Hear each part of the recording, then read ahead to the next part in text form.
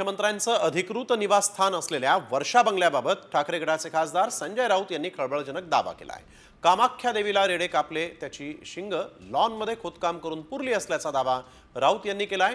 नवा मुख्यमंत्री टिकू नये म्हणून जादूटोणा केल्याचाही दावा राऊत यांनी केलाय। जर ही शिंग काढली असतील तर ती बाहेर काढा असं आवाहन छगन भुजबळ यांनी दिलंय।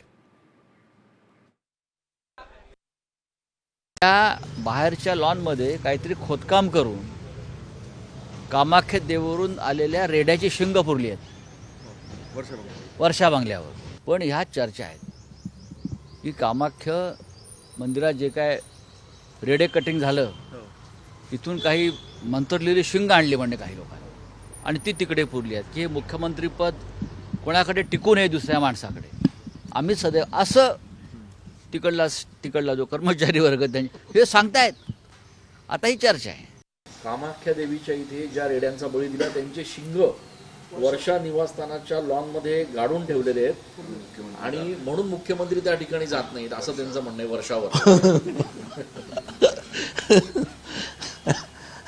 ठीक आहे, मी काय सांगू शकत नाही। कुठे काढले ते काढा म्हणा बाहेर। आणि जर कोणी काढले असतील तर शिंदे तर स्वतः काढू शकत नाही, ते गाण्याला 10-20 माणसं लागत असतील। कुणीतरी बाहेर बोललं असतो बाबा, बरं ठीक आहे, आता मला काय माहिती नाही।